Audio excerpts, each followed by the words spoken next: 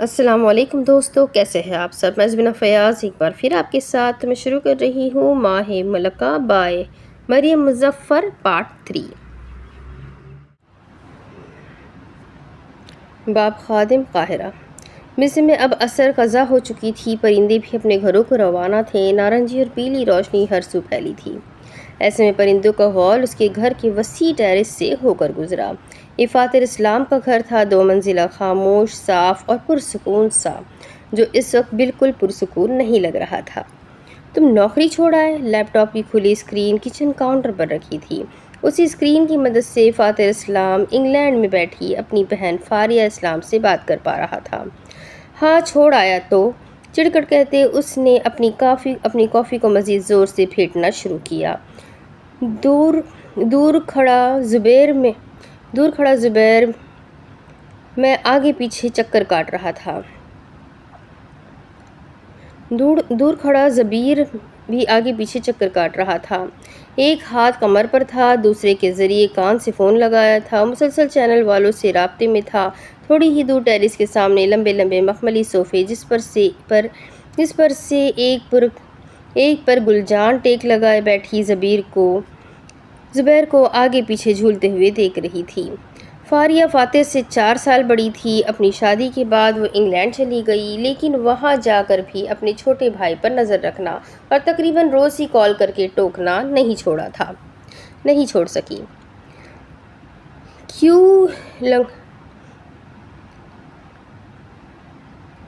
کیوں لنگڑ بٹ رہا ہے نوکریوں کا جو چھوڑا ہے ہو؟ خالص بڑی بہنوں والا لہجہ۔ بیٹھے بٹھائے اتنی اعلیٰ جاب ملی تھی، لیکن تم تو ہو ہی ناشکرے۔ اس کے نقش بالکل فاتر جیسے تھے، فرق صرف یہ تھا اس کی آنکھیں عام سی بھوری تھی، ورنہ وہ اٹھی ناک، بھوری رنگت اور گھنی بھویں ویسے ہی تھی۔ فاتر کو اپنی پاکستانی ماں سے ورثہ میں بس وہ آنکھیں ہی ملی تھی۔ فاتر نے اپنی بہن کے لہجے پر کلس کر اسے دیکھا۔ اپنے شوہر اور بچوں پر دھیان دو، میں اپنا خیال خود رکھ سکتا ہوں۔ میرے شوہر اور بچوں سے زیادہ تو مجھے مصر میں بیٹھا یہ 31 سالہ بچہ تنگ کرتا ہے۔ بولتے ساتھ اس نے پیچھے اشارہ کیا، شاید کسی کو چپ رہنے کو کہا تھا۔ فاریہ کی شادی اس کی پاکستانی خالہ کی طرف ہوئی تھی اور ہر کال میں اس کے 2 بچوں میں سے ایک نے ضرور اپنا کمنٹ دینا ہوتا تھا۔ فاتر کی کافی پھیٹی جا چکی تھی، پیچھے مڑا اور گرم پانی کی کیٹلی اٹھائی۔ عام سا حلیہ، ڈھیلی ڈھالی شرٹ، ساتھ سویٹ پینٹس، بھورے بال البتہ سیٹ تھے۔ لگتا ہے اس آدمی کو اپنے بالوں سے بہت لگاؤ تھا۔ زبیر نے تنگ آتے ہوئے فون کو صوفے پر مارنا چاہا۔ گل پہلے ہی دونوں ہاتھوں کو ہوا میں اٹھا کر سیلف ڈیفنس کے لیے تیار ہو گئی۔ یہ کڑوی کافی کی وجہ سے تمہاری باتیں بھی ناقابل برداشت حد تک کڑوی ہو چکی ہیں۔ وہ اردو میں بات کر رہی تھی، وہ اسے عربی میں جواب دے رہا تھا۔ وہ عربی میں بات کرتی، وہ اسے انگریزی میں جواب دینے لگتا۔ ٹرائی لنگوال، 3 زبانیں بولنے والا ہونے کا بھرپور فائدہ۔ کافی میں پانی ڈالا تو بھاپ کپ سے اڑ کر آسمان میں مرغولا سا بناتی غائب ہو گئی۔ تم اپنا کام کرو نا، یہاں چین ہے نہ وہاں۔ ان میں کبھی دوستی نہیں ہو سکی، دونوں کو اپنی سنانے کی عادت ہے اور کسی کی سننے کی نہیں۔ فاریہ جب ادھر مصر میں بھی ہوا کرتی تھی تو وہ دونوں ایک دوسرے کے بال نوچنے سے کبھی باز نہیں آتے تھے۔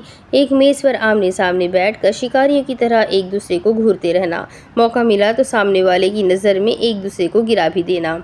تم چپ کرو، اپنے گستاخ بھائی کو اشارہ کیا زبیر وہ، اور آہستہ ہی زبیر کو پکارا جو کسی جن کی طرح نازل ہوتا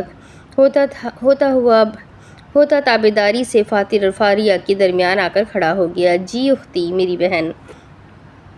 فاتر اسے نظر انداز کرتا کافی لے کر آگے بڑھ گیا۔ مل گئے یہ بچھڑے ہوئے بہن بھائی، اب آپس میں کرتے رہیں اس کی چگلیاں۔ دھوپ سے مخملی صوفے پر بیٹھا گل اور وہ آمنے سامنے صوفوں پر تھے، لیکن فاصلہ بے تحاشا تھا۔ اس کو تو ابھی تک یہ سمجھ نہیں آئی تھی وہ یہاں آئی ہی کیوں۔ کیا گل بکھیرے ہیں اس نے آج؟ تیکھا لہجہ، وار کرنے کے لیے تیار۔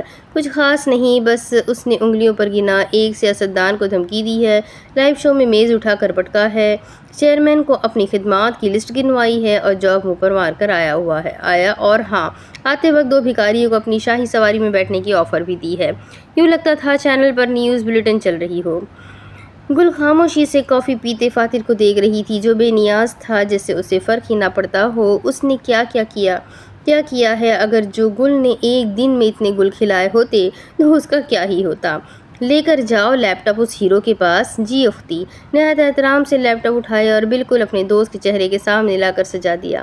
فاتر نے بدمزگی سے اپنے بے وفا دوست کو دیکھا جو لیپ ٹاپ اس سے کسی تمغے کی طرح پیش کر رہا تھا۔ فاریہ پوری آنکھیں کھول کر اسے دیکھ رہی تھی۔ انگلینڈ میں اس وقت دوپہر تھی۔ فاتر نے ایک نظر اسکرین پر ڈالی اور پھر چہرہ موڑ لیا۔ ادھر دیکھو حکمیہ لہجہ۔ فاتر کھسک کر صوفے کے ہتھے تک گیا۔ فاریہ کے تہمان و ہتک سے چہرہ لال ہو گیا۔ ادھر دیکھو فاتر بن ابو الاسلام ظہور چیختے ہوئے انگلی سے اپنی طرف اشارہ کیا۔ پہلے تم یہ اپنی آنکھیں تھوڑی کم کھولو۔ یا خدا تمہارا شوہر تمہیں دیکھ کر ڈرتا نہیں ہے کیا؟ زبیر نے فاتر کو چپ رہنے کا اشارہ کیا جبکہ گل نے ہنسی دانتوں تلے دبائی۔ فاتر اسلام ڈونٹ میک می گو دیر۔ اس کی چیخ کان کے پردے ہلانے والی تھی۔ آہستہ بولو، بہرا ہو گیا تو ڈیڈی کی وصیت میں سے 1 روپیہ بھی نہیں دوں گا۔ دماغ کی فرقی تو نہیں گھوم گئی؟ پہلے نوکری چھوڑی اور اب یہ خدمت خلق کا بھوت بھی چڑھا لیا؟ فاریہ وہاں پوچھ رہی تھی جبکہ وہ زبیر کے سامنے ہاتھ جوڑ رہا تھا کہ بند کر دے اسے بھائی، کان پک گئے ہیں اس 9 to 5 والے شو کو سن کر۔ فاریہ کی پرانی عادت تھی مسئلہ کا حل نکالنے کی بجائے شور مچا کر سب کو کوستے رہنا۔ اسے کیا دیکھ رہے ہو؟ ادھر مجھے دیکھو، مزید اونچا بولی۔ دور بیٹھی گل نے کانوں پر ہاتھ رکھ لیے۔ یہ اتنا چیختی کیوں ہے؟ واقعی میں اس کا شوہر اس سے ڈرتا نہیں ہوگا کیا؟ اپنی کافی کا خالی مگ اٹھا کر لکڑی کے چھوٹے مگر وسیع میز پر پٹکا۔ فاتر کے صبر کی انتہا ہو گئی۔ خدمت خلق کا بھوت مجھے بچپن سے ہی ہے۔ تمہاری طرح میں مغرور اور لالچی نہیں ہوں اور نہ ہی تمہاری طرح جھوٹا ہوں جو وہاں نوکری کرتا رہتا۔ ڈیڈی نے ہم دونوں کو اپنے اصول سکھائے تھے لیکن تمہارا حافظہ بچپن سے ہی کمزور رہا ہے ڈیئر سسٹر، اسی لیے اہم باتیں عین موقع پر بھول جاتی ہو۔ فاتر نے فاریہ کی سب سے کمزور صفت پر وار کیا تھا، اس کی بہن کی بھولنے کی بیماری۔ تمہاری زبان۔ بولتی ہوئی اپنی بہن کے منہ پر لیپ ٹاپ اسکرین بند کی اور بیزاری سے سیڑھیوں کی جانب بڑھ گیا۔ 2 منزلہ گھر تھا جہاں اس کا کمرہ نیچے واقع تھا۔ زبیر نے ہڑبڑا کر اسکرین دوبارہ کھولی مگر کال کاٹی جا چکی تھی۔ دونوں بہن بھائی ہی پاگل ہیں، گل نے اونچی بڑبڑاہٹ کی جواباً زبیر نے ایک سلگتی نگاہ اس پر ڈالی اور پھر بھاگتے ہوئے سیڑھیوں کی جانب بڑھا۔ چل بہن گل، ایک نئے تماشے کے لیے ہو جا تیار۔ اپنی مادری زبان میں خود سے کہا۔ یار فاتر تو کیوں نہیں سن رہا کسی کی؟ کمرے میں اپنے کپڑوں کی الماری میں منہ دیے بیٹھے فاتر کو زبیر نے کہا۔ وہ صفائی پسند انسان عادت سے مجبور جلد بازی میں چیزیں اٹھا کر پھینک رہا تھا۔ نہ جانے الماری میں ایسا کون سا قارون کا خزانہ چھپا تھا۔ فاتر، وہ زبیر کو نظر انداز کرتا اپنے اسٹڈی ٹیبل تک گیا، ترتیب سے رکھی چیزیں ادھر ادھر پھینکی۔ زبیر کے پیچھے اب گل بھی آ کر کھڑی ہو چکی تھی۔ فاتر اسلام ان دونوں کی طرف جوش سے مڑا۔ میں نے سوچ لیا ہے مضبوط عزم، اب میں خود کا چینل کھڑا کروں گا جہاں صرف سچائی ہوگی، امن ہوگا اور عوام کی خدمت کی لگن۔ زبیر کا منہ اپنے نیم پاگل دوست کو دیکھ کر کھل گیا جبکہ فاتر نے ایک اور اعلان کیا، اور ہاں اگر تم میرے ساتھ وہاں کام کرنا چاہتے ہو تو موسٹ ویلکم، لیکن شرط، تمہیں میرے اصولوں پر چلنا ہوگا۔ اگر تم ایسا نہیں کر سکتے تو یو آر فائرڈ۔ تم اپنے دوست کو کیسے فائر کر سکتے ہو؟ وہ بھی ایک ایسی نوکری سے جو میں نے ابھی تک شروع بھی نہیں کی۔ ٹھیک ہے پھر میں تمہاری سیکرٹری کو فائر کرتا ہوں۔ گل کی طرف اشارہ کیا۔ سنو، گل متوجہ ہوئی۔ آج سے تم فائرڈ ہو، کام پر مت آنا۔ زبیر نے خود کو سر پیٹنے سے روکا جب گل ہونکوں کی طرح کھڑی رہ گئی۔ یہ اس کا باس نوکری چھوٹ جانے کے غم میں مزید سرفراہ تو نہیں ہو گیا؟ وہ تمہاری سیکرٹری ہے جاہل۔ فاتر نے تو جیسے اس کی بات سنی ہی نہ ہو شاہانہ ہاتھ لہرایا جیسے دربار برخاستہ کرتا ہوا اور خود کمرے میں ملحقہ واش روم میں غائب ہو گیا۔ پیچھے گل کچھ دیر ہونے والے واقعے کو سمجھنے میں مصروف تھی۔ مجھے واقعی نکال دیا؟ نیلی آنکھیں پھیلی ہوئی تھی اور خشک ہونٹ آدھے ہوا تھے۔ غسل خانے کے اندر آؤ۔ بھوری ٹائلز اور بھوری ہی دیواریں۔ فاتر اسلام سنک پر جھکا تھا، ماتھے پر جھولتی لٹ اور باقی بال پیچھے۔ گہرے سانس لیتے خود کو کمپوز کیا، نظریں اٹھائی اور شیشے میں دیکھا۔ سفید بلب کی روشنی اس کی پرکشش نقوش پر گر رہی تھی۔ وہ خوبصورت تھا، خوب بصیرت خوبصیرت نہیں زبان دیکھی ہے اس کڑوے انسان کی، اللہ کی پناہ۔ فاتر نے آنکھیں بند کی۔ ایک منظر ابھرا، کسی فلم کی طرح نہیں بلکہ چھوٹی چھوٹی یادوں کی طرح۔ اس کی بہن کی شادی، ہنستے مسکراتے چہرے، دور کھڑا سوٹ ٹائی میں اس کا باپ جو سال میں ایک مرتبہ غلطی سے مسکرا دیتا تھا، اس کی پاکستانی خالہ جھک کر اسے پیار کرتی، سفید لباس میں اس کی بہن، شادی کا کیک، اس کی بہن کی عین موقع پر بات بھول جانا، شور ہنگامہ واویلا۔ فاریہ اسلام اپنی شادی کا کیک آرڈر کرنا بھول گئی تھی۔ آنکھیں کھولی، منظر ختم۔ اس کی خود کی عقل عقل مند سمجھنے والی بہن آج تک اس واقعے سے کتراتی تھی۔ یہی ان کچھ وجوہات میں سے ایک وجہ تھی جو اسے عورتوں سے خار تھی۔ اس کا باپ صحیح کہتا تھا، عورتیں ہوتی ہی ٹیڑھی ہڈی ہے، ایک دفعہ بس اس کی ایجنسی کھل جائے کسی کم عقل عورت کو تو وہاں نوکری بالکل نہیں ملنی۔ باب ملکہ وہ جو روز نیا سوال کرتی ہے، وہ جوان سوالوں کے جواب بھی دوسروں سے مانگتی ہے۔ الیگزینڈرا مصر، بھورے رنگ کی پلیٹ فارم ہیلز میں چلتی، اس کی چال مضبوط، تیز اور شاہانہ تھی، کسی ملمہ کے حد تک شاہانہ۔ لابی میں لگے آئینے سے گزرتی المیرا دروازے سے باہر نکل گئی، پیچھے آئینے میں اس کا عکس ابھرا تھا۔ کچھ سیکنڈز کے لیے گہرا سبز منی بیلزر، اتنی گرمی میں اور ٹخنوں تک آتی، بنفشی رنگ کی سلک کی میکسی، بال ہمیشہ کی طرح سیدھ میں گردن کی ہڈی تک آئے تھے، بیچ کی مانگ نکالے، کس کے پیچھے کیے اور وہی دو لٹیں چہرے پر برابر جھولتی ہوئی۔ المیرا عنایت محسن اچھی لگ رہی تھی، مگر سب سے بڑھ کر وہ اپنی سماجی حیثیت سے بلند لگ رہی تھی۔ جبکہ یہ کوٹ اس نے سستے داموں میں خریدا تھا اور یہ dress online 1-2 number website سے آرڈر کیا تھا، مگر بقول اس کے کپڑوں کی قیمت انہیں مہنگا ظاہر نہیں کرتی، آپ کے اوڑھنے کا طرز انہیں مہنگا یا سستا بناتا ہے۔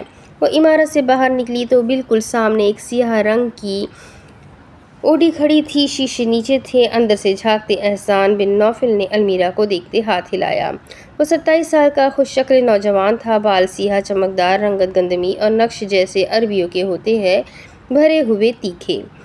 سلام دعا رلشمس، سورج مکھی۔ سیٹ بیلٹ بند کرتی المیرا نے اسے اگنور کیا۔ ہر 2 منٹ میں اب احسان اس کا ایک الگ نام رکھے گا۔ احسان سے اس کی ملاقات 1 سال پہلے ایک ڈنر میں ہوئی تھی۔ وہیں سے یہ میں تم سے محبت کرتا ہوں المیرا، میں مر جاؤں گا تمہارے بغیر، نامی رٹ اس نے شروع کی تھی۔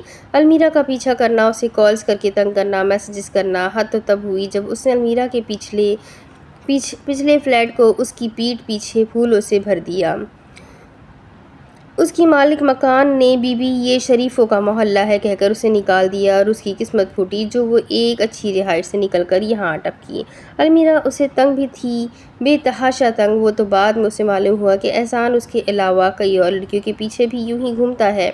جو وہ الجھن تھی اس سے وہ کسی حد تک غائب ہو گئی۔ شاید یہ ڈھارس تھی کہ وہ بندہ اس کے لیے بالکل سنجیدہ نہیں۔ اب اگر ایک آدمی اس کے پیچھے یوں مر رہا تھا، اس کی نا کا بالکل احترام نہیں کر رہا تھا اور سونے پر سہاگا وہ آدمی مفت کا پیسہ اس پر اڑانا چاہتا تھا، تو اب اس میں المیرا بیچاری کیا کرے؟ واپس آتے ہیں ان دونوں پر۔ ویسے تمہیں یہ گھٹیا عمارت چھوڑ دینی چاہیے اب۔ گاڑی سٹارٹ کرنے کے بجائے وہ پیچھے ہوئے المیرا کو فرصت سے دیکھ رہا تھا۔ آواز میں فکر آیا تھی، آنکھوں میں ٹھڑک واضح تھی۔ یہ چھوڑ دوں گی تو کہاں جاؤں گی؟ المیرا نے بیک مرر میں دیکھتے اپنا میک اپ درست کیا جو کہ صرف ایک جامنی لپسٹک پر مشتمل تھا۔ میں ہوں نا، میں تمہیں اس سے 10 گنا بہتر جگہ دلوا سکتا ہوں۔ دل ہی دل میں اس نے بیزاری سے آنکھیں گھمائیں۔ صرف 10 گنا؟ احسان کی بولتی زبان کو بریک لگا۔ اس نے ساتھ بیٹھی عورت کو دیکھا۔ المیرا مسکرا رہی تھی یا پھر چیلنج کر رہی تھی؟ میری حیثیت اور مقام اسی چیز کا ہے احسان، تم فکر مت کیا کرو میری۔ ہمیشہ کی طرح اگلے ہی لمحے المیرا کا روپ بدل گیا۔ مسکراتی مکار آنکھیں اب مان اور غرور سے سخت ہو گئی۔ احسان نے بغیر کچھ بولے گاڑی سٹارٹ کر دی۔ اس عورت نے ہر کسی کے سامنے ایک الگ روپ بنایا ہوا تھا، جیسے زیبا کے سامنے وہ خود کو خود کو میچیور، مفلس اور بے بس ظاہر کرتی تھی، اسی طرح احسان کے سامنے وہ خود کو غیرت مند، محنتی اور بے نیاز ظاہر کرتی تھی۔ کوئی بھی نہیں جانا تھا المیرا کا اصل کیا ہے، کوئی نہیں سوائے اب تک کی اس کے سابقہ باس کے، جس کے سر پر وہ آج مگ مار کر آئی تھی۔ آج ہی تو اس نے اپنا اصلی روپ دکھایا تھا۔ گاڑی الیگزینڈریا کی سڑکوں پر گامزن تھی۔ ایک طرف سمندر تھا اور دوسری طرف ڈھلتے سورج میں مصروف سڑک، آس پاس درخت، اونچی عمارتیں اور ٹھنڈی ہوائیں تھیں۔ آنکھیں بند کرتے اس نے چہرہ کھڑکی کے بالکل قریب کر لیا۔ ایسی بڑی گاڑیوں میں ہی تو گھومنے کی خواہش ہے اسے، یوں ہی آزاد فضا میں بے فکری سے سانس لینے کی چاہ ہے اسے سب کچھ چاہیے تھا، بس فرق صرف یہ تھا کہ سب اس میں اسے اپنے ساتھ کوئی مرد نہیں چاہیے تھا، وہ ہو اور اس کا مقام۔ آج میں تمہیں ایک نئے ریسٹورنٹ لے کر جاؤں گا میرا۔ وہ جو آنکھیں موندے ٹھنڈی فضا کو اندر اتار رہی تھی، اس نے احسان کی بات کا کوئی جواب نہ دیا۔ کیا یہ بندہ چپ نہیں رہ سکتا؟ تمہیں وہ جگہ بہت اچھی لگے گی، وہ بول رہا تھا، لیکن المیرا اپنی ہی دنیا میں گم تھی، ایسی دنیا جہاں اس کے پاس سب کچھ تھا، پیسہ پیسہ اور صرف پیسہ۔ مجھے نہیں لگتا تم پہلے وہاں کبھی گئی ہوگی، وہ جگہ صرف وی آئی پیز کے لیے ہے۔ کتنا بولتا ہے یہ مرد، بیزاری سے آنکھیں گھمائی اور چہرے پر جھولتی لٹ کو پھونک مار کر پیچھے کیا۔ اچھا بھلا خوش تھی وہ، اس کا گیان نہیں رک رہا تھا۔ پس منظر میں احسان کی پرجوش آواز ابھی بھی سنائی دے رہی تھی، میں لاسٹ ٹائم بابا کے ساتھ وہاں گیا تھا۔ لو جی، شروع ہو گیا اس کا بابا نامہ۔ المیرا کا دل کیا احسان کو دریائے نیل کے پانی میں دھکا دے دے۔ اس آدمی کو اپنے ابا سے بہت پیار تھا، صحیح الفاظ میں کہا جائے تو پیار کم اور ڈر زیادہ تھا۔ وہ ایک ڈیڈیز بوائے تھا جس کا اٹھنا بیٹھنا، کھانا پینا، سونا جاگنا سب اس کے ظالم جابر بابا طے کرتے تھے۔ حیرت ہے ایسے چنگیزی راج تلے بھی وہ نہ جانے کتنیوں سے مرض محبت میں مبتلا تھا۔ المیرا تو محض سر ہلا رہی تھی، خود پر جبر کرتی، آخر کو بھوک کا معاملہ اور پیٹ کا سوال تھا، وہ اپنی سونے کی مرغی کو ابھی ہاتھ سے جانے نہیں دے سکتی تھی۔ وہ بولے جا رہا تھا، بغیر رکے بولے ہی جا رہا تھا، جب آخر کار یا اللہ شکر ہے تیرا اس کا فون بجا۔ برا منہ بنا کر جو اس نے فون اٹھایا تھا، کالر آئی ڈی دیکھ کر چیختے رکا، ڈرتے ہوئے فون کان سے لگایا۔ المیرا سمجھ گئی تھی دوسری طرف اور کوئی نہیں، اس کے کہاں ہو نالائق کرخت عربی لہجہ، اس کے بابا ہوں گے۔ احسان نے روحان سی آواز نکالی۔ المیرا نے مسکراہٹ دبائی۔ لائبریری آیا ہو بابا؟ ساتھ بیٹھی لڑکی نے صدمے سے اسے دیکھا۔ یہ بیچ روڈ کے کون سی لائبریری کھل گئی ہے؟ فوراً گھر پہنچو۔ بغیر اس کے سنے فون رکھ دیا گیا تھا۔ احسان بیچارہ جی بابا کرتا رہ گیا۔ المیرا اسے سوالیہ نظروں سے دیکھ رہی تھی، جو کہ لمبے سانس لینے میں مصروف تھا۔ ایسا بھی کیا ڈر اپنے باپ سے؟ معاف کرنا المیرا، مجھے جانا ہوگا۔ اپنی سیٹ پر مکمل آگے ہوئی 10 منٹ ہوئے تھے، ابھی صرف 10 منٹ۔ المیرا نے کچھ کہنے کے لیے منہ کھولا، مگر اس سے پہلے ہی وہ ایک طرف کر کے گاڑی روک چکا تھا۔ ہم لوگ کل ملیں گے نا، میں بابا سے تمہیں ملواؤں گا۔ المیرا کو معلوم تھا یہ بس خالی بہانے ہیں، اتنا وہ جرأت مند۔ اپنا خیال رکھنا، شب بخیر۔ آگے ہو کر گاڑی کا دروازہ کھولا اور المیرا کو باہر نکلنے کا اشارہ کیا۔ وہ آنکھوں کی طرح اسے دیکھ رہی تھی۔ اب ایسے کیا دیکھ رہی ہو المیرا؟ معصومیت سے سوال کیا۔ تمہیں پتہ ہے میں اپنے بابا کی بات نہیں ٹال سکتا۔ تم ایسے کیوں ہو احسان؟ اس کی آنکھوں میں جھانکتے آہستہ سے آواز میں کہا۔ کیا؟ احسان کے تاثرات سوالیہ تھے۔ المیرا کی آنکھوں میں موجود سبز اور بھورا رنگ آپس میں گھلا ہوا تھا۔ تم مجھے بیچ راستے میں چھوڑ کر جا رہے ہو، جبکہ مجھے لائے بھی تم ہو۔ یوں لگتا تھا وہ پتھر کا ہو گیا ہو اور المیرا کی ہی آواز چاروں طرف گونج رہی ہو۔ تو میں کیا کروں؟ ہیزل آنکھوں والی لڑکی مسکرائی بھرپور طریقے سے۔ مجھے گھر چھوڑاؤ۔ تھوڑی سی گردن ٹیڑھی کی۔ مگر بابا، اتنی شام میں اکیلے میں کہاں جاؤں گی؟ تم جانتے ہو اس وقت مصر ایک اکیلی عورت کے لیے کتنا غیر محفوظ ہے۔ لیکن المیرا بابا، وہ روحان سی آواز میں کہا۔ گاڑی کا کھلا دروازہ بند کیا اور اپنے بالوں میں ہاتھ پھیرنے لگی۔ He can wait. سہمی ہوئی نگاہ المیرا پر ڈالتے اس نے گاڑی ریورس کی۔ کچھ نہیں ہوگا احسان، تم اتنا ڈرتے کیوں ہو؟ اس کی ہنسی فضا میں آزبر ہوتی جلد ہی فنا بھی ہو گئی۔ ویسے بھی یہ مرد ہوتے ہی بیوقوف ہے، اس کی تیاری کا بیڑا غرق ہو چکا تھا۔ اگر احسان اپنے بابا سے تھوڑی ڈانٹ کھا لے گا تو کون سا ملکی خزانے میں کمی آ جائے گی۔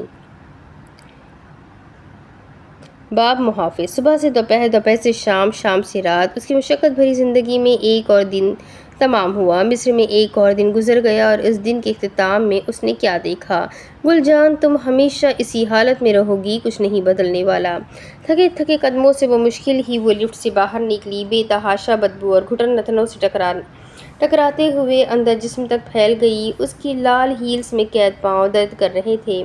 ہلکی سنہری بالوں والی پونی جھکی ہوئی تھی اور چہرے پر لگی نیلی فریم کے پیچھے بے تحاشے ہلکی نیلی آنکھیں اداس تھیں۔ پرس کو زمین پر گھسیٹ کر لاتے اس نے چابی گھماتے اپنے کمرے کی فلیٹ کا دروازہ کھولا۔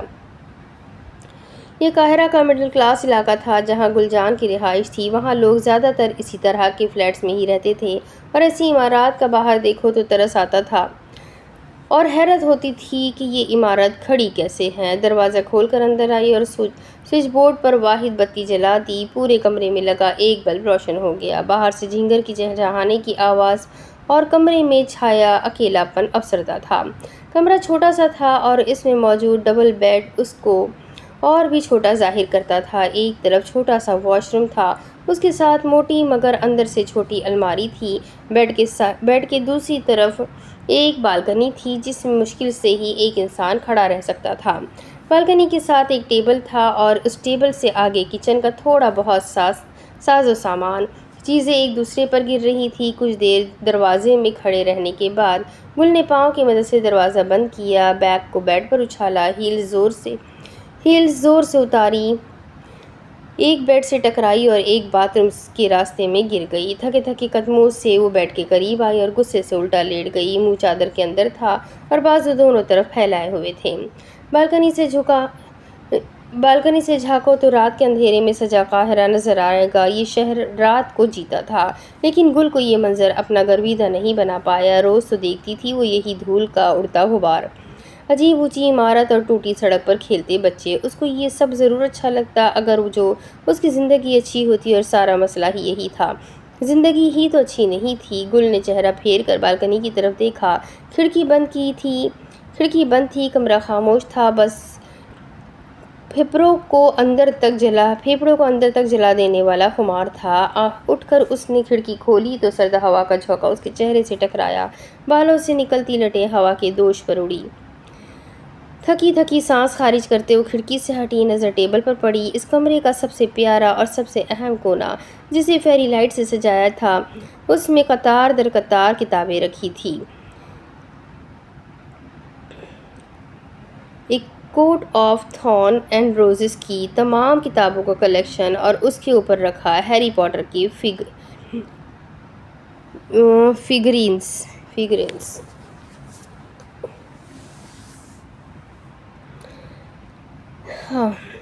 گل آسودگی سے مسکرائی۔ ہیری پوٹر کی کتابوں کا کلیکشن وہ ترکی ہی چھوڑ کر آئی تھی اور یہ باقی ساز و سامان اس نے یہی مصر سے خریدا تھا۔ اس کی یہ فینٹیسی کی کتابیں ہی اس کی کل کائنات تھیں۔ کمرے میں ایک اور چیز بھی تھی، اس کی بیڈ کی دیوار پوری کی پوری مارول کے پوسٹر سے بھری تھی۔ اداس مسکراہٹ کے ساتھ وہ اپنے لال ناخنوں والی انگلیاں اپنے میز پر پھیرنے لگی۔ سامنے ہی اس کا لیپ ٹاپ تھا جس پر درجنوں ہی اسٹیکرز چسپاں تھے۔ کچھ دیر تک ہماری کہانی کا کردار یوں ہی کھڑا ان معدنیات کو سراہتا رہا۔ ان چیزوں سے اس کی جان وابستہ تھی، لیکن اس سے بھی بڑھ کر اس کی جان ایک اور چیز میں بھی وابستہ تھی۔ اداس مسکراہٹ بھی فنا ہوئی، نیلی آنکھیں خالی ہوئی، ماتھے کی سلوٹوں میں اضافہ ہوا۔ اس نے سر اٹھایا۔ ٹیبل کے سامنے والی دیوار اندھیرے میں تھی، فیری لائٹس بند تھی، لیکن اتنا ضرور محسوس ہوتا تھا کہ وہاں کوئی سافٹ بورڈ لگا ہے۔ گل نے لال ناخن کی مدد سے سوئچ دبایا، تمام بتیاں ایک لکیر میں جلی اور پھر ہمیں نظر آتا ہے سچ، کہانی کا دوسرا رخ۔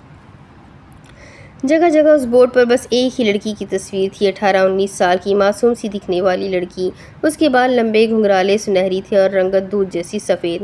یہ گل جان کی بہن تھی، اس سے چھوٹی اور ان 4 بہنوں میں تیسری نمبر والی بہن یاسمین جان، جو 3 ماہ پہلے گھر سے بھاگ گئی تھی اور اسے ڈھونڈتے ڈھونڈتے اس کی بہن یہاں مصر تک آ پہنچی تھی۔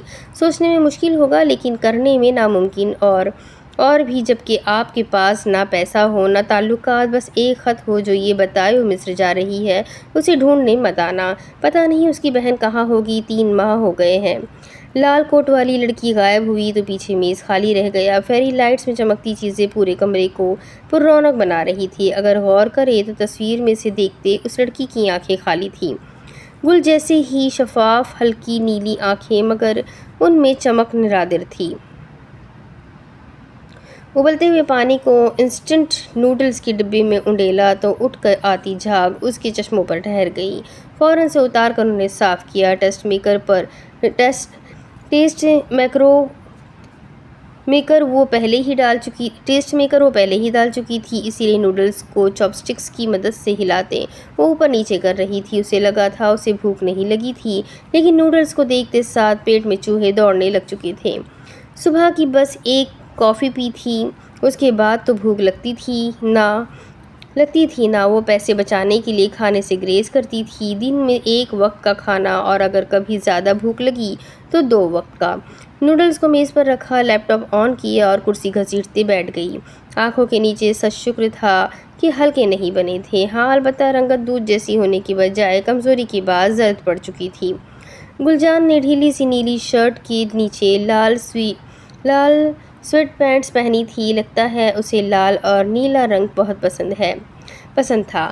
ہلکے سنہری یا بلونڈ بال ڈھیلی پونی میں قید تھے۔ وہ 23 سالہ لڑکی اب لیپ ٹاپ کے سامنے بیٹھی پوری طرح تیار تھی۔ آج پھر کون سی کرائم تھرلر دیکھی جائے؟ سامنے لگی اس کی بہن کی مسکراتی تصویر اندھیرے میں تھی۔ الیگل طریقے سے نیٹ فلکس آن کیا، بھائی غریب تھی وہ اور شو کی تلاش میں نکل پڑی۔ 15 منٹ گزر گئے، اسے پھر جا کر ایک اٹالین مووی ملی۔ نام کافی عجیب تھا اور اپنی بورنگ زندگی کے 3 گھنٹے وہ اسے اندھوں کی طرح دیکھ کر نہیں گزار سکتی تھی، اس لیے ساتھ گوگل کھولا اور مووی کے بارے میں سرفنگ کرنے بیٹھ گئی۔ نوڈلز پڑے پڑے ٹھنڈے ہوتے گئے۔ اس کی بہن کی مسکراتی تصویر ساکت تھی اور وہ لڑکی جو اس مووی کے ریویوز پڑھ رہی تھی اب اس مووی کے لیڈ ایکٹر کو اسٹاک کرنے میں مشغول تھی، جہاں سے اسے پتہ چلا اس کا 2 مرتبہ ڈائیورس ہوا ہے اور اب وہ لوگوں کی مختلف رائے پڑھ رہی تھی۔ تھرلر دیکھنے بیٹھی تھی، سیلیبریٹی ڈرامہ دیکھے جا رہی تھی۔ ایک ایکٹر کی ایکس وائف کو اسٹاک کرنے کے لیے اس نے اس کے نام کی ورڈز میں ڈالا جب کمرے میں فون بجنے کی آواز گونجی۔ ہلکی سی گردن پھیر کر بیڈ پر رکھے اپنے فون اسکرین کو دیکھا۔ لمحے کے 1000ویں حصے میں پورے بدن میں بجلی سی دوڑی، ایسے جیسے کوئی ماں اپنی بیٹی کے گھر سے جانے سے پہلے کام دے کر جاتی ہے اور اب وہ ماں واپس آ چکی ہے اور بیٹی کی کام چوری پکڑی جانے والی ہے۔ اٹھی اور بیڈ پر پڑے اپنے فون اٹھایا، چھوٹا سا لال رنگ کا آئی فون۔ بڑی بہن نرگس جان کالنگ۔ اس کی مسکراہٹ بے اختیار تھی۔ آبلہ مرحبا کیسی؟ میں نے تم سے ہفتہ پہلے کیا کہا تھا۔ سارا جوش جھاگ کی طرح بیٹھ گیا، مسکراہٹ اس کے سوکھے ہونٹوں سے جدا ہو گئی۔ جی آبلہ۔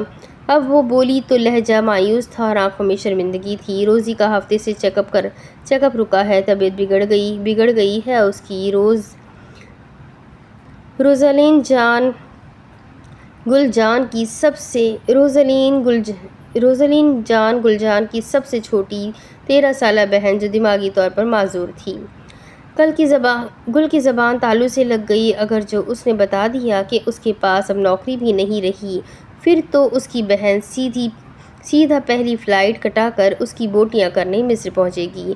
اس یاسمین گالی کے پیچھے تم مصر کی ریت چھاننے گئی ہو اور جو ہم یہاں بھوکے مر رہے ہیں اس کا کیا؟ بالکنی پر کھڑی وہ اپنی بہن کی چیخ و پکار گردن جھکائے سن رہی تھی۔ فون کی دوسری طرف گلجان کی سب سے بڑی بہن نرگس جان تھی۔ وہ گل سے 13 سال بڑی اور ان کے ماں باپ کے مرنے کے بعد ان کا سہارا تھی۔ میری بات سن لو گل، اگر جو تمہیں مزید 1 ہفتہ میں اس کا کچھ پتہ نہیں چلتا تو نہ شرافت سے واپس پہنچو یہاں۔ میں اکیلی کما اور سنبھال نہیں سکتی تم لوگوں کو۔ 3 مہینے کافی ہوتے ہیں گھر سے بھاگی ہوئی لڑکیوں کو ڈھونڈنے کے لیے۔ بالکنی میں کھڑی لڑکی نے ریلنگ پر اپنی گرفت مضبوط کر دی تھی۔ اس کی بہن میں احساس مر چکا تھا، نہیں، زمانے نے ان کے اندر سے احساس مار دیا تھا۔ مزید کچھ بولے بھی نہ، کال کٹ چکی تھی۔ آئی اپنی سنائی اور چل دی۔ غالباً روزی نے کچھ گررایا تھا، اسی لیے آخر میں کسی چیز کے ٹوٹنے کی آواز آئی تھی۔ یا پھر وہ اس کے کندھے تھے جو بوجھ اٹھاتے اٹھاتے تھک چکے تھے، مگر کھوکھلے وعدوں کا بوجھ اٹھاتی ہڈیوں کی چٹکنے کی آواز کہاں آتی ہے؟ تم کہاں ہو یاسمین؟ مصر کی روشن سڑکوں، عمارتوں اور آسمان کو دیکھتی وہ ایک بہن تھی جو اپنی دوسری بہن کو ڈھونڈتے ہوئے تھک چکی تھی۔ 3 ماہ ہی ہوئے تھے بس، لیکن ان 3 ماہ میں اس نے جو دیکھا، یوں لگتا تھا 3 سال کی مسافت طے کر لی ہو۔ وہ جینا چاہتی تھی، لیکن زندگی جینے کی بھی ایک قیمت ہوتی ہے جو خالی جیبوں سے ادا نہیں ہوتی۔ تھکن زدہ سانس خارج کرتے وہ بالکنی سے ہٹی اور کھڑکی بند کر دی۔ میز پر رکھے اس کے نوڈلز اب ٹھنڈے ہو چکے تھے۔ چاند سورج کے راستے سے ہٹ چکا تھا، سیاہی روشنی میں تبدیل ہوئی اور سورج کی کرنیں پورے مصر میں پھیل گئیں۔ گل جان کے کمرے کی بالکنی سے بھی کرنوں نے اندر جھانکا۔ سنہری بالوں کی پونی اور ایک ہاتھ چادر سے باہر تھا، وہ ابھی بھی منہ پر چادر ڈالے سو رہی تھی۔ روشنی آہستہ آہستہ اس کے پورے بیڈ پر پھیلی۔ کمرے میں لگے مارول کے پوسٹرز اب صاف نظر آئے۔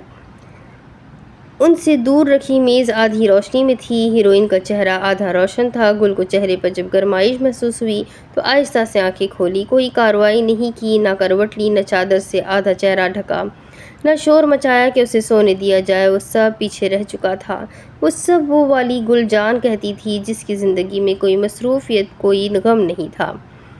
جس دن وہ ترکی کی سرزمین چھوڑ کر یہاں آئی تھی، بہت کچھ بدل گیا تھا، شاید کبھی نہ سہمی ہونے کے لیے۔ روشنی اس کی آسمانی نیلی آنکھوں میں جھانکتے ہوئے آئی تو وہ نقاری رنگ کی لگنے لگی تھی۔ گل لیٹی رہی، اس کی اینک سائڈ ٹیبل پر رکھی تھی۔ چھت پر لٹکا پنکھا آہستہ سے جھولتا اونچی گڑگڑاہٹ کر رہا تھا۔ قصور اس پنکھے کا نہیں تھا، اس بلڈنگ میں ہر پنکھے کا یہی حال تھا۔ ایک اور دن دوبارہ۔ جو ایک واحد چیز اندھیرے میں تھی وہ میز کے سامنے والی دیوار پر لگی یاسمین کی تصاویر اور اس کے ساتھ لگا اس کا آخری خط۔ اس لڑکی کی آنکھیں اس وقت بھی خالی تھیں، نہ جانے کب سے خالی تھیں۔ باب منصف، بارسلونا، اسپین۔ ہر طرف سمندر اور دوسری طرف وہ اینٹوں والی سڑک۔ بارسلونا اپنے مصروف ترین گھنٹوں میں سے ایک کو کاٹ رہا تھا۔ دھول اڑاتی گاڑیاں، ٹریفک میں بکتے جھکتے لوگ اور درمیان میں سے پیدل چلنے والے راہگیر۔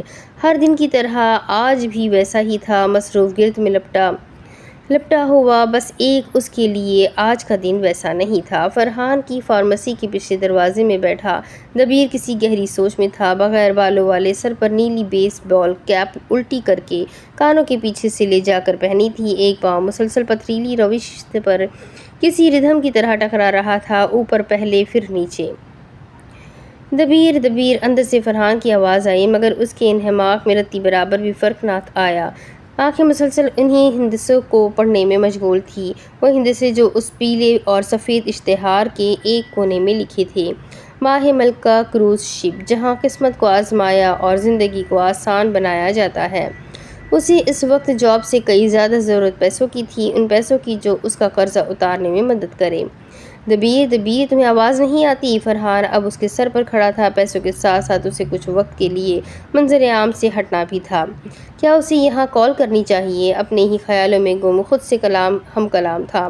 فرحان بہت دیر اس کے سر پر کھڑا رہا، مگر جب اسے اندازہ ہو گیا آج وہ پتھر کا انسان ٹس سے مس نہیں ہوگا، اس پر لعنت بھیجتا وہاں سے چلا گیا۔ وہ کال کرے گا، بالآخر فیصلہ لیا گیا۔ فوراً سے اٹھا اور پیچھے ہیٹر پر رکھا لینڈ لائن اٹھایا، نمبر ملایا۔ بیل جا رہی تھی، دل میں اندر کہیں ایک خوف بھی تھا، چھٹی ہی سے اشارہ جو کر رہی تھی کہ کچھ غلط ہے۔ 5ویں مرتبہ بیل گئی، اس کا دل ڈوبنے لگا، مگر پھر ماہ ملکہ کروز شپ کی ہائرنگ سروسز میں کال کرنے کا شکریہ۔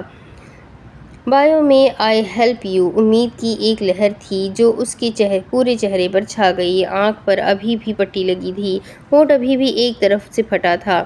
وہ اسی پھٹے ہونٹ سے مسکرانے لگا۔ مسکرانے پر اس کے چھوٹے دانتوں سمیت مسوڑے بھی ہلکے سے نظر آتے تھے۔ باب محافظ۔ ڈاؤن ٹاؤن قاہرہ میں آتے ہیں۔ یہ شہر 2 حصوں میں تقسیم شدہ تھا۔ ڈاؤن ٹاؤن وہ علاقہ تھا جہاں رہائش کم اور شاپنگ، کھانا اور تفریحی سہولیات زیادہ تھیں۔ یہ ایک طرح سے مصر کا تجارتی علاقہ تھا۔ اگر تم قصر النائل پر کھڑے ہو قصر النائل پر کھڑے ہو تو تمہیں شہر دو حصوں میں بٹا نظر آئے گا اور دونوں ہی سکے کے دو الگ رخ لگیں گے۔ درمیان میں نائل کا بل کھاتا دریا اور دونوں طرف لوگوں سے بھرا ہوا مصر کا دارالحکومت قاہرہ۔ ایسی ہی ایک مصروف سی شاہراہ پر آتے ہیں، یوں لگتا تھا آپ یورپ کے کسی سڑک پر ہیں۔ اونچی لمبی بھوری اینٹوں کی عمارت اور بھوری سڑکوں کے کناروں پر لگے سیاہ اسٹریٹ لیمپ۔ ڈاؤن ٹاؤن قاہرہ کا روزمرہ کی زبان میں اسماعیلیہ بھی کہا جاتا ہے۔ گل نے آج گہرے فیروزی رنگ کا بلیزر پہنا تھا، سامنے کے 3 بٹن بند تھے اور اندر سے وہی کل والی سفید شرٹ جھانک رہی تھی۔ 5 انچ کی اونچی سیاہ ہیل میں بمشکل چلتے اس نے ایک پھولوں کی دکان پار کی۔ تھوڑا سا آگے آئی تو اس کی منزل تھی، ایک قدرے گمنام سا سڑک کا وہ کونا جو باقی عمارتوں کے مقابلے میں کچھ نہیں تھا۔ گل نے بازو پر لٹکائے پرس کو سنبھالا اور اپنی پونی کو لہراتے کیفے کا دروازہ پار کیا۔ ایک منزلہ سفید اور ہلکے سبز رنگ کی عمارت جس کے اوپر بڑا بڑا یاسمین لکھا تھا۔ وہ اندر آئی تو کیفے خالی تھا، سوائے ایک میز کے جہاں دو دوستیں کانوں میں خسر خسر کر رہی تھیں، ایک ہیزل آنکھوں والی اور دوسری حجابی۔ اپنے نام کی طرح کیفے اندر سے ایک یاسمین کا پھول ہی لگتا تھا، دیواریں، فرنیچر، حتیٰ کہ برتن بھی یاسمین کے پھول کی یاد دلاتے تھے۔ گل میز کو صاف کرتی چہچہاتی آواز اس کیفے کی مالک کی تھی۔ اتنے دنوں بعد آئی ہو؟ آگے بڑھتے وہ گل سے بغل گیر ہوئی۔ 40 برس کی دکھنے والی وہ فرہبہ مائل عورت نے چہرے کو حجاب میں ڈھکا تھا، عام مصری حجاب جس میں آپ کا چہرہ صاف نظر آئے، جبکہ وہ مصری بھی نہیں تھی، بس پوری عمر اس ملک میں رہ کر اس کے رنگ میں رنگ گئی تھی، بس مصروفیات زیادہ ہو گئی تھی۔ بشریٰ کیفے کے اندر ہلکی سی دھن بھی چل رہی تھی، کسی ترک گانے کی۔ آپ سنائیں، آپ کیسی ہیں؟ کیفے کیسا جا رہا ہے؟ اپنے پرس کو اس نے کاؤنٹر پر رکھا اور خود کرسی کھینچ کر بیٹھ گئی۔ کیفے کا حال تمہارے سامنے ہے۔ بشریٰ کی ٹھنڈی آہ پڑنے پر گل نے جھکی نگاہوں کے ساتھ آس پاس دیکھا، یہاں سب کا یہی حال تھا۔ وہ عورت کاؤنٹر کے دوسری جانب کھڑی کپڑے سے شیلف صاف کرنے لگی۔ ہر کیفے کی طرح یہاں بھی وہی مہک تھی، کافی بینز اور چائے کی۔ یاسمین کا کچھ پتہ چلا؟ بشریٰ نے عام لہجے میں پوچھا۔ گل کا چہرہ البتہ ویسا ہی رہا، مایوس کن پریشان۔ اس کا چہرہ ہر حال میں ایسے ہی لگتا تھا جیسے وہ پورا سال سوگ میں مناتی ہو۔ کس چیز کا سوگ؟ سوگ نہ ماننے کا سوگ شاید۔ کیسے پتہ چلے گا؟ بشریٰ ناگواری سے کہا۔ پتہ تو تب چلے نا جب جیب میں کچھ ہو۔ اتنے بڑے شہر میں اسے اکیلے تو ڈھونڈ نہیں سکتی۔ ڈیٹیکٹیو کو دینے کے لیے پیسے میرے پاس نہیں۔ اور تو اور بشریٰ سمجھ چکی تھی گل ٹراما ڈمپنگ کے موڈ میں ہے اور یقیناً وہ خالی پیٹ آئی ہے۔ ٹھنڈی سانس خارج کرتے اس نے گل کو درمیان میں ٹوکا۔ ناشتہ کیے بغیر آئی ہو؟ گل کی بولتی زبان کو بریک لگا۔ نہ چاہتے ہوئے بھی ندامت سے گردن ہاں میں ہلا دی۔ شکایتی نگاہ اس پر ڈالتے بشریٰ نے کچن کا رخ کیا۔ 1000 مرتبہ بولا ہے خالی پیٹ گھر سے مت نکلا کرو۔ گل جان اب وہاں اکیلی بیٹھی تھی، سوائے ان 2 لڑکیوں کے جو اس سے تھوڑی دور اپنی کھیکھی میں مصروف تھی۔ 1 منٹ، آج تم اس کے والد سے ملو گی۔ گل عموماً اپنے کام سے کام رکھتی تھی، لیکن اب کانوں میں آواز پڑ رہی تھی تو وہ کیا کرتی؟ اس نے تھوڑا غور کر کے سننا شروع کیا۔ وہ تو نہیں ملوائے گا، اس قدر ڈرپوک ہے وہ۔ آنکھوں کے کنارے سے وہ دیکھ سکتی تھی یہ جملہ اس کے پیچھے بیٹھی لڑکی نے کہا ہے۔ مگر وہی لڑکی دوبارہ بولی اور اپنے چاکلیٹ سموسے کا نوالا لیا۔ میرے پاس اپنے بھی کچھ طریقے ہیں۔ کون سا غم؟ کہاں کا غم؟ گل کی ساری توجہ کا مرکز اب وہ 2 لڑکیاں تھیں۔ یہ اتنا اونچا کیوں بولتی ہے؟ اس کی دوست تھوڑی دیر خاموش رہی۔ اس نے ٹی پنک حجاب پہنا تھا۔ المیرا؟ اوہ، تو اس سموسے والی کا نام المیرا ہے؟ تم اب کیا سوچ رہی ہو؟ اس کی دوست کی آواز میں خوشی اور جوش میں زیادہ شک اور تفتیش تھی۔ المیرا نامی لڑکی نے اسے کوئی جواب نہ دیا، بس ایک گہری خاموش نگاہ اس کے چہرے پر ڈالی، اپنا سموسا اٹھایا اور اسے کھانے لگی۔ گل کی آنکھیں ستائش سے پوری کھلی اور دیکھتے دیکھتے چمکنے لگی۔ وائے وائے، واہ واہ، یہ لڑکی اسے پراسرار سی لگی تھی۔ کچھ دیر بعد کیفے میں چلتی متھن دھن اور دور بیٹھی ان 2 لڑکیوں کی کھی سب ویسا ہی تھا، سوائے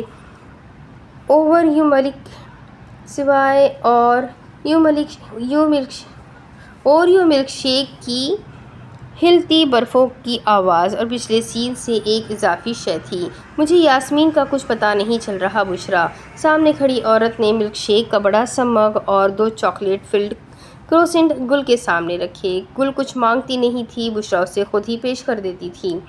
وہ جانتی تھی یہ بچی پرائے ملک میں پریشان گھوم رہی ہے، اور ویسے بھی اپنی ملک اور زبان کے لوگ جب دیار غیر میں مل جائے تو مانوسیت تو ہوتی ہی ہے۔ میری بہن کو الٹا لگتا ہے میں یہاں عیاشی کر رہی ہوں، یاسمین کے ساتھ ساتھ میں بھی بھاگ گئی ہوں۔ ہاتھوں میں گرا سر اٹھایا اور اسٹرا کی مدد سے ملک شیک کا بڑا سا گھونٹ بھرا۔ بشریٰ غور سے اس کی بات سننے لگی۔ ہاتھ میں قہوہ تھا اور ایک طرف بکلاوا رکھا ہوا تھا۔ ان لڑکیوں میں سے ایک نے دوسری کی بات پر قہقہا لگایا۔ بشریٰ نے ایک ناگوار نگاہ ان پر ڈالی۔ اور تو اور اب تو میری نوکری بھی چلی گئی ہے۔ اگر یہ ملک شیک کا سہارا نہ ہوتا تو ابھی تک اس نے رونا شروع کر دینا تھا۔ اتنی دکھ بھری زندگی کس کی ہوتی ہے بھئی؟ نوکری سے کیوں نکالا؟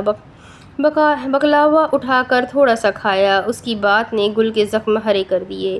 ایک بھوری رنگت والا کھڑوس چہرہ آنکھوں کے سامنے آیا۔ کل سے اسے فاتح سے 100 مرتبہ نفرت ہوئی تھی، اور ہر بار وہ نفرت پہلے سے بھی زیادہ شدت اختیار کر جاتی۔ اس خبیث فاتح کو اللہ پوچھے۔ غصے سے بولتے اس نے بند مٹھی میز پر ماری۔ بشریٰ ساکت پتلیوں کے ساتھ اپنی چائے ادھ-لبوں سے لگائے بیٹھی تھی۔ اس نے مجھے نوکری سے نکال دیا، اللہ سوال کرے گا اس سے، اللہ سزا دے گا اسے۔ آنسو رکنے کے باعث اس کی ناک، آنکھیں، چہرہ سب کچھ لال ہو گیا تھا۔ بشریٰ کو اس کی حالت پر ترس آیا۔ کوئی آنسو روکتے ہوئے اتنا برا بھی نہیں لگ سکتا۔ ٹشو سے اپنا چہرہ صاف کرتے اس نے دوبارہ اپنے ملک شیک کے مگ کے ساتھ منہ لگایا۔ کروسینٹ انچھوے تھے۔ کیوں نکالا نوکری سے؟ ایک کوہنی کی مدد سے تھوڑا آگے ہوئی۔ دماغی مسئلہ ہے اس کا اور کچھ نہیں۔ ہاتھ کی پشت سے ہونٹ صاف کیے۔ نیلی آنکھیں نم تھیں، فریم ساری گیلی ہو گئی تھی، کچھ نظر ہی نہیں آ رہا تھا، بس اس کی کسر تھی۔ باخدا اس کو کبھی سکون نہیں ملے گا۔ مجھ جیسے غریب اور مفلس کا حق مارا ہے، اس کو بھی اس کا باپ نہیں ملے گا۔ رونے اور دہائی دینے کے درمیان اسے یاد آیا وہ بھوکی ہے۔ جذبات میں بہتے ہوئے اس نے کروسینٹ اٹھایا اور اس میں دانت گاڑ دیے۔ بشریٰ نے ایک گہری سانس لی۔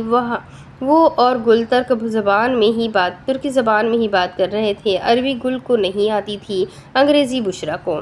تو اب کروسینٹ کھاتی گل کے منہ کے ارد گرد چاکلیٹ لگی تھی۔ اب تم کیا کرو گی؟ چائے کا لمبا سا گھونٹ بھرا۔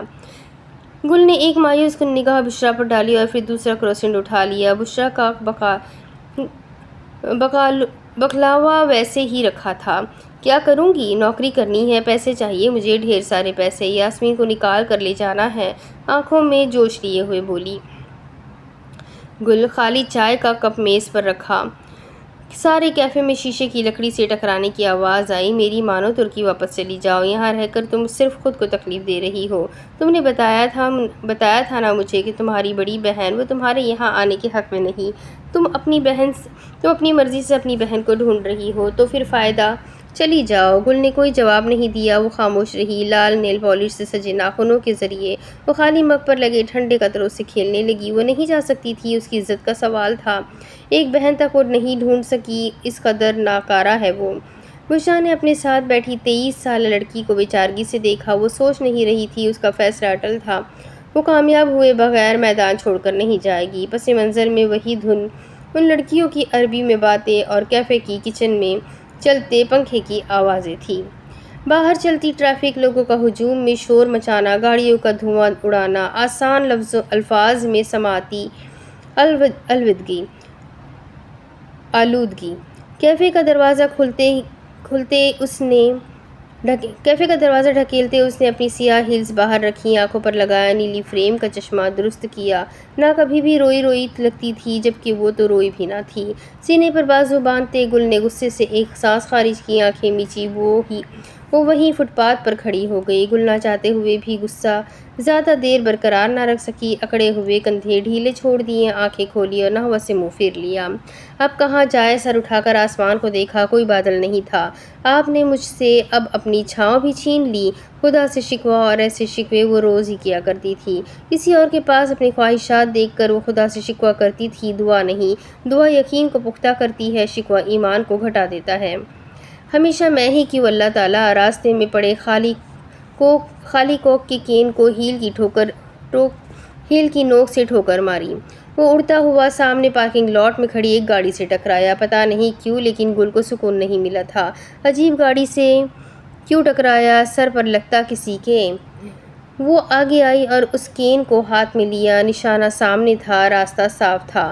کیفے کے ساتھ سنیما ہاؤس تھا۔ گل ابھی اسی کی پارکنگ لاٹ میں کھڑی تھی، خالی گندا کین اٹھائے کسی بیچارے کو مارنے کے لیے۔ اسی وقت ہلکی سی ہوا چلی۔ اس کی نظر گاڑی نے اپنی طرف مبذول کروائی۔ گاڑی کے ونڈ شیلڈ کے درمیان ایک کاغذ پھنسا تھا، پیلے اور سفید رنگ کا۔ گل نے یہ خیال ترک کرتے کہ وہ گاڑی کسی اور کی ہے، تجسس کے ہاتھوں مجبور ہوتے کاغذ اٹھا لیا۔ کوئی کوپن تھا۔ ماہ ملکہ کروز شپ، ایک ہاتھ میں کین، دوسرے ہاتھ میں کوپن۔ اس کی آنکھیں تیزی سے ایک لفظ سے دوسرے کی طرف سفر کر رہی تھی۔ 7 دن کے لیے ہنی مون پروگرام، صرف فارینرز کے لیے لگژری ٹرپ۔ کوپن کے بالکل اوپر ایک سطر بھی درج تھی، where luck is tested and life is made easier, جہاں قسمت کو آزمایا جاتا ہے اور زندگی کو آسان بنایا جاتا ہے۔ گل کا ماتھا ٹھنکا، تیزی سے پرس کھول کر اندر سے فون نکالا اور اسے ان لاک کیا۔ اس کی بہن کا خط، اس میں اس نے نائل کے دریا کا ذکر کیا تھا۔ گل نے اس کی تصویر لے رکھی تھی۔ کین اب زمین پر تھا، ایک ہاتھ میں فون، دوسرے میں کوپن۔ مجھے نائل دیکھنے کا شوق ہے، پانی کا سنگم دیکھنا ہے مجھے۔ تم تو کیا آولا بھی میری یہ خواہش پوری نہیں کر سکتی؟ کیا اسے کوئی سرا مل گیا؟ کیا اس کی بہن اس کروز میں گئی تھی؟ پرسوچ نگاہوں اور تیزی سے چلتے دماغ کے ساتھ اس نے فون میں موجود کانٹیکٹ لسٹ کھولی، ڈی کے ہندسے کو دبایا۔ سب سے اوپر ڈیٹیکٹیو کا نمبر تھا۔ اس نے کوپن کو تصویر کھینچتے اس کو بھیجی اور ساتھ ایک میسج ٹائپ کیا۔ وائس نوٹ سے اسے سخت چڑ تھی۔ مجھے لگتا ہے یاسمین اس میں ضرور گئی ہوگی۔ 3 ماہ پہلے کی گیسٹ لسٹ میں اس کا نام تو ہوگا نا؟ وہ پرجوش تھی، پر امید تھی، روز ہی ہو جایا کرتی تھی، اور جتنی جلدی ہوتی تھی اس سے کئی گنا تیزی سے اداسی اور مایوسی کے بادل اسے گھیر لیتے تھے۔ سینے سے فون لگائے اس نے دعا کے لیے سر اٹھایا۔ آسمان پر اب بھی کوئی بادل نہیں تھا۔ بہت دیر یوں ہی خالی نگاہوں کے ساتھ وہ نیلے آسمان کو دیکھتی رہی اور پھر آہستہ سے فون والا ہاتھ پہلو میں گرا لیا۔ سارا جوش جھاگ کی مانند بیٹھ گیا۔ چاہتے ہوئے بھی وہ زبان سے کچھ ادا نہ کر سکی۔ گل جان کی زبان اور دل کو شکوہ کرنے کی عادت ہو گئی تھی۔ باب خادم، قاہرہ، مصر۔ 2 منزلہ گھر کی بالکنی بالکل خاموش تھی۔ صاف نیلے آسمان پر بگلوں کا ایک غول اپنی مخصوص آواز نکالتا اڑ کر اس خاموش بالکنی کے فرش کو چھوتے ہوئے گزرا۔ اوپر والی منزل میں بھی سوئی گرنے تک کی خاموشی تھی۔ نیچے والی منزل کا بھی حال کچھ الگ نہ تھا۔ بس اس گھر میں واقع کونے میں ایک کمرہ تھا۔ دروازہ ادھ کھلا اور اندر سے عربی میں بولنے کی آوازیں آ رہی تھی، جیسے ٹی وی چل رہا ہو اور دیکھنے والا شخص ہر گزرتے لمحے آواز کو ایک ہندسہ بڑھا رہا ہو۔ آپ کو کیا لگتا ہے فاتر اسلام نے آپ پر قاتلانہ حملہ کیوں کیا؟ سفید جلابیہ اور آنکھوں کو سنہرے چشموں سے ڈھکے عزیز بن خلد سے سوال ہو رہا تھا۔ فاتر اسلام کا باپ ابو الاسلام ظہور جانتے تو ہوں گے ہی اسے۔ ماضی میں کئی بار اس نے ہم پر اور ہماری پارٹی پر کیچڑ اچھالا ہے۔ ہم نے کبھی اس پر کوئی جوابی وار نہیں کیا۔ فاتر طنز سے مسکرایا۔ میڈیا تو ویسے بھی تہمت اور بہتان لگاتا ہی رہتا ہے۔ رپورٹرز کے جھرمٹ میں کھڑا وہ سیاستدان خود کا گریبان پاک کر رہا تھا، لیکن یہ گریبان کتنا میلا اور خون آلود ہے، یہ کوئی اس سے پوچھتا جس کے ہاتھ میں اس وقت ٹی وی کا ریموٹ تھا۔ بھورے ہاتھوں کی مضبوط گرفت نے جلد کی رگیں نمایاں کر دی تھی۔ ہر گزرتے لمحے ٹی وی دیکھتے فاتر کی آنکھوں میں سرخی گہری ہوتی تھی، دانت سختی سے آپس میں پیوست تھے اور والیوم کے بٹن پر رکھی انگلی سفید پڑ چکی تھی۔ سب آپ کے سامنے ہوا ہے، عزیز نے بات جاری رکھی۔ اس نے وہ میز مارا۔ نشانہ اس کا میں تھا۔ وہ تو اللہ کا فضل ہے جو میں مرتے بچا، ورنہ یہ تو سیدھا قاتلانہ حملہ تھا۔ اسی وقت ایک رپورٹر آگے بڑھی اور سوال کیا، لیکن سر آپ کو کچھ ہوا تو نہیں؟ آپ تو بچ نکلے۔ تو کیا آپ ایسے شخص کو آزاد گھومنے دیں گے جو یوں لوگوں پر حملہ کرتا ہے؟ آج میں بچا ہوں، کل کا کیا بھروسہ؟ فاتر اسلام ایک خطرناک شخص ہے۔ ایسے لوگوں کو صحافت جیسی فیلڈ میں قطعاً ہونا ہی نہیں چاہیے۔ رپورٹر نے اس کی بات کاٹنی چاہی تو اس نے آواز اونچی کر لی، یوں جیسے اس شور میں وہ اپنے اندر تباہی مچاتی طوفان کو خاموش کروانا چاہ رہا ہو۔ کوئی یہ بھی نہیں کہہ سکتا یہ سازش ہے، سارے مصر کے سامنے سب ہوا ہے۔ فاتر اسلام نے لائیو شو میں مجھ پر قاتلانہ حملہ کیا ہے، مجھے قتل کی دھمکی دی ہے، اب اسے عزت مآب عدالت کے سامنے پیش ہونا ہوگا۔ اس سے مزید وہ اس انسان کا مکروہ چہرہ برداشت نہیں کر سکتا تھا۔ فوراً سے ٹی وی بند کیا، اسکرین بجھ گئی، آواز ختم ہو گئی، خاموشی چھا گئی۔ یہ فاتر اسلام کی سٹڈی ہے، یا یہ کہا جائے تو اس کے باپ کی سٹڈی تھی جو 6 سال پہلے سے اس کے زیر استعمال میں آئی تھی۔ اس کا باپ 6 سال پہلے اچانک سے لاپتہ ہوا تھا۔ اس کی گمشدگی آج تک ایک سوال نشان ہے کہ وہ کہاں گیا اور کس نے غائب کروایا۔ سٹڈی ایک چھوٹا سا کمرہ تھا جس کی دیواریں مصنوعی اینٹوں کی وال پیپر سے سجی تھیں۔ ایک طرف صوفہ تھا، دوسری طرف الماری کتابوں، ٹرافی، سرٹیفکیٹ، اعزازات، تصاویرات سے بھرپور الماری۔ اپنی ریوالونگ کرسی پر وہ پیچھے ہوا، ریموٹ ہاتھ میں تھا، چہرہ ہاتھوں میں ڈھانپ لیا، سب کچھ اس کے ہاتھ سے نکل رہا تھا۔ اس کے والد کا 6 سالوں سے کوئی اتا پتہ نہیں تھا، اس کی ورک لائف بیکار چل رہی تھی، اور تو اور اب اس پر ایک کیس بھی کر دیا گیا تھا۔ واؤ! ایک ہاتھ سے بالوں کو سہلاتے اندر دبایا، اشتعال یکلخت ریموٹ کو دیوار پر مار کر اتارا۔ ریموٹ کا پچھلا حصہ کھلا اور سیلف فرش پر رینگنے لگے۔ اس کے پیچھے کی دیوار بس ایک وسیع کھڑکی پر مشتمل تھی جس سے گھر کا پچھلا لان نظر آتا تھا۔ درختوں کی اوٹ میں چھپا ایک جھولا، فاتر کا سر ہاتھوں میں گرا تھا، ایک ٹانگ بے چینی سے مسلسل ہل رہی تھی۔ میلی سرمئی سویٹ شرٹ کے ساتھ میرون سویٹ پینٹس۔ وہ انسان بس بالوں پر دھیان دیتا تھا، باقی نہ اسے اپنے پہننے کا ہوش تھا اور نہ چہرے کا۔ وراثت میں بس خوبصورتی مل گئی تھی۔ احسان فراموش کو ماتھے پر ہاتھوں کا جھجھا بنائے وہ اگلا لائحہ عمل سوچ رہا تھا۔ ایک آنکھ کا کونا اٹھا کر کھڑکی کے پار جھانکا، خاموش جھولا، دھوپ سے سایہ دیتے 2 درخت، ہلتی ٹانگ تھم گئی، دھڑکنیں بھی ساتھ ہی تھمیں۔ ایک منظر ابھرا مگر ٹکڑوں میں، نہ جانے اس کی یادیں کسی فلم کی طرح کیوں نہیں چلتی تھی۔ وہ جھولا، 2 بچے، ایک لڑکی ایک لڑکا، دونوں ایک دوسرے کو کونیاں مار کر پیچھے کرتے، ان کے سروں پر کرخ چہرہ لیے کھڑا ان کا باپ۔ اپنے باپ کو دیکھتے لڑکی کے چہرے پر غصہ اور لڑکے کے چہرے پر عقیدت اتر آئی۔ وہ ایک دوسرے کو کونیاں مارنا بھول گئے تھے کیونکہ اب ان کا باپ ساتھ کھڑا جھولے کو ہلکا ہلکا آگے پیچھے کر رہا تھا۔ لڑکی خاموش تھی، لڑکے کی آواز نے خاموشی توڑ رکھی تھی۔ منظر ہوا، ہوا میں تحلیل ہوا۔ آنکھیں بند کرتے وہ کرسی پر پیچھے کو ہو گیا، تھکے تھکے انداز میں کرسی موڑی اور لیپ ٹاپ آن کیا۔ اسکرین روشن ہو چکی تھی اور وہ اپنے کام میں جیتنے والا تھا، ایسا کام جو ایک راز تھا جس سے سب ناواقف تھے۔ فاتر اسلام کی دلی خواہش کسی کو نہیں معلوم تھی، وہ ایک ایسا راز تھا جو بس اس کے اور اس کے لیپ ٹاپ کی فائلز تک محدود تھے۔